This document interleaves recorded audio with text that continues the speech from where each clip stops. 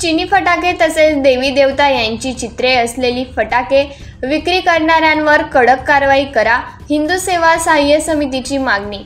चिनी बनावटीचे फटाके स्वस्त असले तरी ते अत्यंत प्रदूषणकारी आहेत, त्यावर भारत सरकारने बंदी सुद्धा घातली आहे। घातक अशा चिनी फटाके आणि देवी देवता आणि राष्ट्रपुरुष यांचे चित्र असलेली फटाके विक्री करणाऱ्यांवर कायदेशीर कारवाई करण्याची मागणीचे निवेदन हिंदू सेवा सहाय्य समितीच्या धर्मसेवकांनी जिल्हाधिकारी मिताली सेठी आणि पोलीस अधीक्षक यांना दिले। तसेच तहसीलदार अक्कलकुवा आणि तळोदा येथील धर्मसेवक यांनी दिले। निवेदनात म्हटले आहे की भारतात गेल्या काही वर्षापासून चिनी फटाक्यांचे प्रमाण वाढले आहे। या फटाक्यांमध्ये घातक अशा विषारी पदार्थांचे प्रमाण अधिक आहे। ते तयार करण्यासाठी पोटॅशियम क्लोराईड आणि पोटॅशियम परक्लोराईड यांचे रासायनिक मिश्रण वापरले जाते। भारतात या रासायनिक पदार्थांच्या वापरावर बंदी असताना चिनी बनावटीचे फटाके अवैध मार्गाने देशात येऊन त्यांची विक्री होत आहे, तरी त्यावर कारवाई करून त्यांच्या विक्रीस प्रशासनाने बंदी आणावी, तसेच विक्री करणाऱ्यांवर कडक कारवाई करावी। तसेच फटाक्यांवर चित्रांद्वारे हिंदू देवी देवता आणि राष्ट्रपुरुषांची विटंबना केली जाते ती पूर्णपणे थांबवावी व जे फटाके विक्रेते देवी देवता यांची चित्रे असलेली फटाके विक्री करतील त्यांच्यावर कठोर कारवाई करावी, अशी मागणी निवेदनाद्वारे करण्यात आली।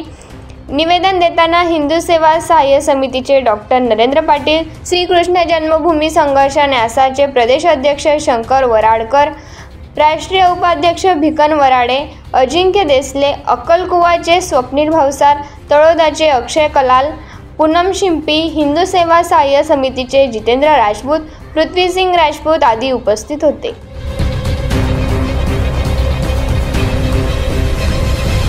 जय श्रीराम, जय शिवराय, जय शंभूराजे। एक 2 दिवसावर दीपावलीचा उत्सव येऊन ठेपलेला आहे।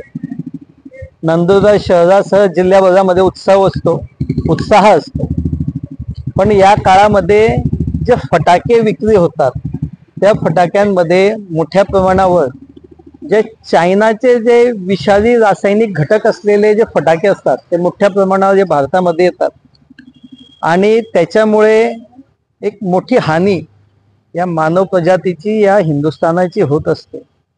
त्या सर्व चायनीज फटाक्यांवर शासनाची बंदी आहे, असं असतानाही छुप्या मार्गाने ते येत आहेत। ते विक्री करणाऱ्यांवर कायदेशीर कठोर कारवाई करावी।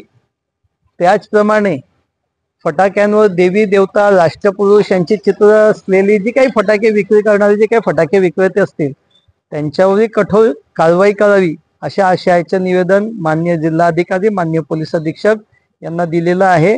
आणि जिल्ह्यातील समस्त फटाके विक्रेते आणि जे फटाके फोडतात त्यांनाही विनंती आहे की जर का फटाक्यांवर चायनाचे जे काही फटाके कोणी विक्री करताना आढळत असेल तर प्रशासनाला कळवावं। देवी देवतांची चित्र असलेली फटाके जर का विक्री होत असतील तर हिंदू सेवा सहाय्य समितीला संपर्क करावा। त्यांच्यावर कठोरातली कठोर कारवाई करण्यासाठी प्रशासनाला आपण सांगणार आहोत।